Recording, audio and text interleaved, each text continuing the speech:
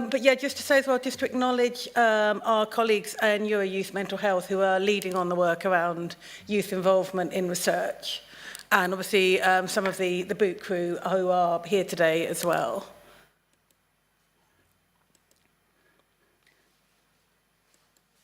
So just briefly, so what we're talking about when we're talking about public involvement is around this first one. So it's around involving children and young people in the design, the delivery of research, policy and other interventions, as opposed to participation. So we've heard a lot this morning, there's been some great presentations about working with children and young people as sources of data, as participants in research, which is obviously also really important.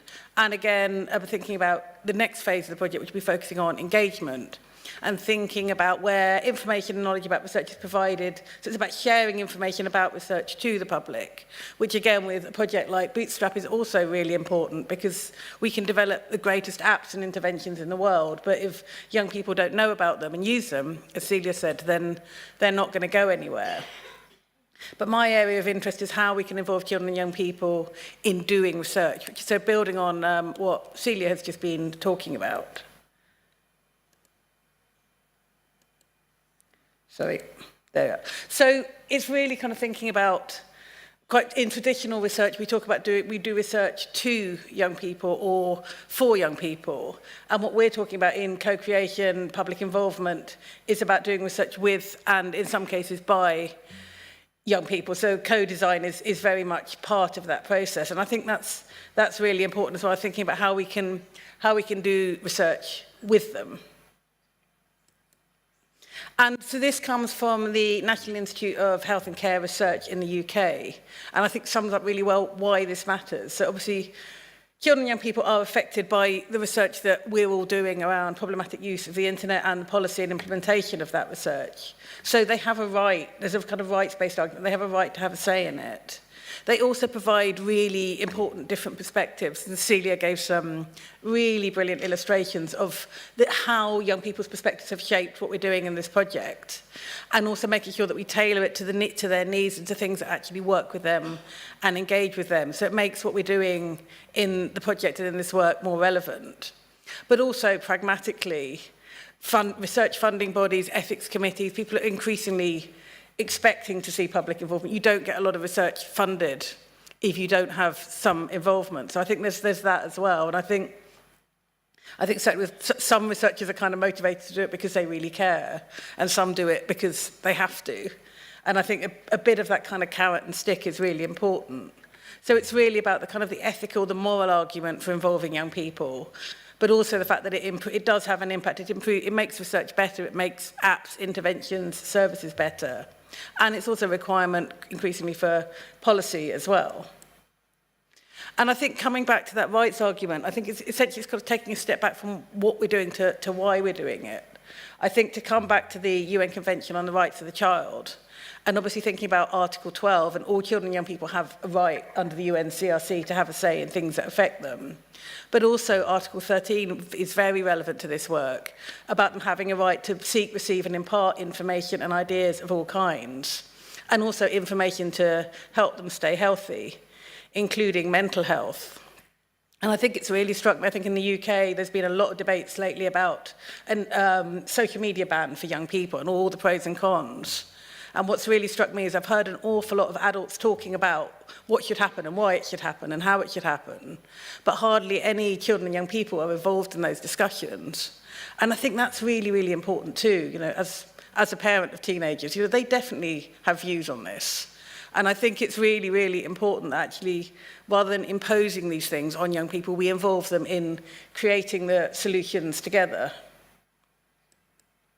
And I think just to kind of expand on that a little bit, so Professor Laura Lundy, who's based at the University of Belfast, developed this really simple but really powerful model, kind of just getting into a bit what that Article 12 right to have a say means in practice. And I think what we quite often do in this space is the kind of that space and voice bit. It's kind of, you know, that's you know, we create an opportunity. We create something like the boot camps or the ambassadors program or the boot group. We create space for young people to come and have a say and to have a voice. But what we don't always pay enough attention to is the the other two elements. So how do they have a say? Who hears what they've got to say? And really importantly, what difference does it make? You can quite often get quite tokenistic involvement where like, oh look, here are some young people and we've listened to them and aren't we great? But actually, what difference does it really make? And I think what we've been talking about in this study is evidencing that. So I think it's really important to look at the impact that their involvement makes and to document that. And so what we've done, I mean, just to kind of briefly kind of wrap this up really with this, is we've looked at, obviously we had the series of boot camps, which Celia's talked about, and they've been really central, and I think that's been really key in terms of having young people's involvement at key points in the project. But I think also the fact that they're in person, that we're bringing together young people from so many different countries, and yeah, full credit to my colleagues who are involved in organising all the logistics of that. But I think also thinking about kind of what helps, so in terms of making that fun and engaging, because I think the in-person nature of it is really important too. I think actually getting the young people to come together, making sure, you know, Celia said about all the kind of creative activities that people have developed, making it fun, making it engaging, having games and icebreakers and time for socialising is really, really important. But also the fact that it's those boot camps are also co-facilitated by UA Youth Mental Health and by members of the boot crew, so they're Young People's Advisory Group. So having young people involved in delivering, not just being on the receiving end, is really important. But the other element that's been really critical is about having input from researchers right across the study. So the boot camps are kind of, have sessions run by researchers from right across the project.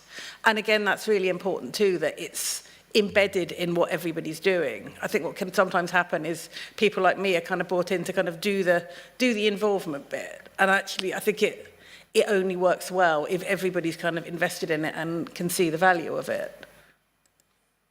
So I won't go through all of this because of time, and also Celia's already covered a lot of this, but I think just thinking about kind of, you know, we've made sure that we've involved young people at key stages, and also the other thing that's been really important is we've fed back what difference their involvement has made. And I think that's really key as well, that not just to involve young people, but make sure they know how their involvement has made a difference.